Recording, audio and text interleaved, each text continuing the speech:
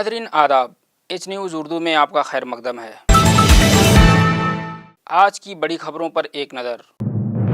नफरत की आग फैलाने में टॉप पर यूपी, नंबर 2 पर गुजरात, एमनेस्टी की रिपोर्ट। चेन्नई में 11 साला बच्ची से कई महीनों तक रेप, 18 अफराद गिरफ्तार। दिल्ली में 6 साला बच्ची को दरिंदों ने बनाया हवस का शिकार।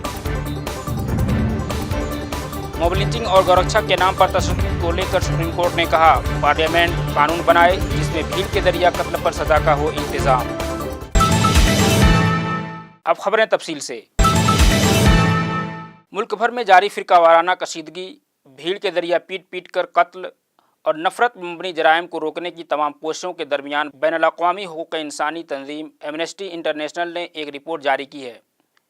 रिपोर्ट के मुताबिक यूपी को नफरत की आग फैलाने में नंबर 1 बताया गया है, जबकि गुजरात दूसरे नंबर पर है। एमनेस्टी इंटरनेशनल की रिपोर्ट के मुताबिक हिंदुस्तान में साल 2018 के पहले 6 महीनों में 100 नफरत पर मबनी जराइम दर्ज किए गए। इसमें ज़्यादातर शिकार दलित, कबायली और मजहबी तौर पर अक़लियती ग्रुप के लोग और ट्रांसजेंडर बने हैं। एमनेस्टी इंटरनेशनल की रिपोर्ट के मुताबिक हेट क्राइम में अब तक कुल 18 वाक़यात के साथ यूपी टॉप पर है। उसके बाद 13 वाक़यात के साथ गुजरात दूसरे नंबर पर, 8 वाक़यात के साथ राजस्थान तीसरे नंबर पर है। वहीं नफरत की आग फैलाने के 7 वाक़यात के साथ तमिलनाडु और बिहार मुश्तरका तौर पर चौथे और 5वें नंबर पर हैं। रिपोर्ट के मुताबिक 2018 के पहले 6 माह के दौरान नफरत में मबनी जराइम के कुल 67 मामलात पसमादा समाज और अक़लियतों के खिलाफ दर्ज हुए हैं। इनमें से ज़्यादातर मामलात गाय और गैरत के नाम पर कत्ल से मुतअल्लिक़ हैं। उत्तर प्रदेश में भी सबसे ज़्यादा मामले मगरबी यूपी में दर्ज किए गए हैं। तमिलनाडु की राजधानी चेन्नई में वाक़ एक अपार्टमेंट में 11 साला बच्ची के साथ मुबैना तौर पर रेप का मामला सामने आया है, जिसमें अपार्टमेंट के सिक्योरिटी और लिफ्टमैन के साथ 18 लोगों को गिरफ्तार किया गया है। आपको बता दें कि बच्ची को बेहोशी की दवाइयां और नशा आवर चीज़ें कोल्ड ड्रिंक में मिलाकर पिलाई जाती थीं। पुलिस के मुताबिक बच्ची को ब्लैकमेल भी किया जा रहा था। मीडिया रिपोर्ट के मुताबिक एक पुलिस ऑफिसर ने बताया कि इस मामले का खुलासा तब हुआ जब मुतासिरा ने अपनी बड़ी बहन को यह सारा माजरा सुनाया, जिसके बाद उसने अपने घर वालों को इस मामले की जानकारी दी और इतवार को उसने पुलिस में इस मामले की शिकायत दर्ज कराई। पुलिस ऑफिसर ने बताया कि तालिबा की मां ने यह शिकायत दर्ज कराई है कि करीब 15 लोगों ने अलग अलग दिनों में अपार्टमेंट के अंदर मुख्तलिफ जगहों पर उसका जिनसी इस्तेहसाल किया।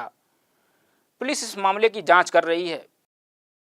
उधर रेप की दूसरी खबर दिल्ली से आ रही है, जहां पर दरिंदों ने एक 6 साला बच्ची को अपनी हवस का शिकार बनाया है।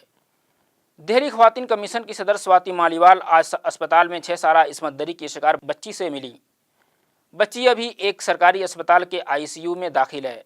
आपको बता दें कि 6 साला बच्ची को 14 जुलाई को मुबैना तौर से एक मुखन्नस ने उस वक्त अगवा कर लिया जब वह काली मंदिर मंटू रोड के पास खेल रही थी। बच्ची का ख़ानदान काली मंदिर के पास फुटपाथ पर रहता है। जब बच्ची नहीं मिली तो उसके वालिदैन ने शोर मचाया और उसके गायब हो जाने की रिपोर्ट दर्ज कराई। बच्ची को ढूंढने के लिए कई घंटों जिद्दोजहद की गई और रात में तकरीबन 11:30 बजे बच्ची खून में लथपथ मिली। बच्ची के वालिद रिक्शा चलाते हैं और उसकी वालदा भीख मांगती है। दिल्ली ख़वातीन कमीशन की सदर ने बच्ची के वालिदैन और डॉक्टरों से बात की है। उन्होंने कहा कि ख़वातीन कमीशन बच्ची के ख़ानदान की माली मदद कर रहा है और कमीशन बच्ची की सेहतयाबी के लिए हर मुमकिन कदम उठाएगा। इलाहाबादी कमीशन मुतासिरा को मुआवजा दिलाने के लिए अदालत में अपील भी करेगा। मुल्क में गौरक्षकों और भीड़ के जरिए पीट पीट कर कत्ल यानी मॉब लिंचिंग के बढ़ते वाक़यात को रोकने के लिए सुप्रीम कोर्ट ने मंगल को एक बड़ा फरमान जारी किया है। अदालत ने पार्लियामेंट से इन वाक़यात के खिलाफ नया और सख्त कानून बनाने को कहा है। फरमान जारी करते हुए सुप्रीम कोर्ट ने कहा कि कोई भी शहरी अपने आप में कानून नहीं बन सकता है। जमहूरियत में मॉब लिंचिंग की इजाज़त नहीं दी जा सकती है। सुप्रीम कोर्ट ने रियासती हुकूमतों को सख्त हिदायत दी कि वह आइन के मुताबिक काम करें। अदालत ने कहा कि रियासतें इन बढ़ते वाक़यात के खिलाफ बहरी नहीं हो सकती हैं। अदालत ने रियासती और मरकज़ी हुकूमतों को इसके लिए 4 हफ्ते का वक्त दिया है। सुप्रीम कोर्ट ने कहा कि मावोक्रेसी को बर्दाश्त नहीं किया जा सकता और इसे नया नियम भी नहीं बनने दिया जा सकता है।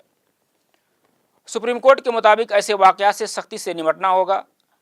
अदालत ने गोरक्षा के नाम पर हुए कत्ल के सिलसिले पर प्रिवेंटिव और रेमेडियल हिदायत जारी करते हुए कहा कि पार्लियामेंट को इसके लिए कानून बनाना चाहिए जिसमें सख्त से सख्त सज़ा का इल्तिज़ाम हो। इस मामले की अगली सुनवाई सुप्रीम कोर्ट अगस्त में करेगा। मोहम्मद हसनैन को दीजिए इजाज़त।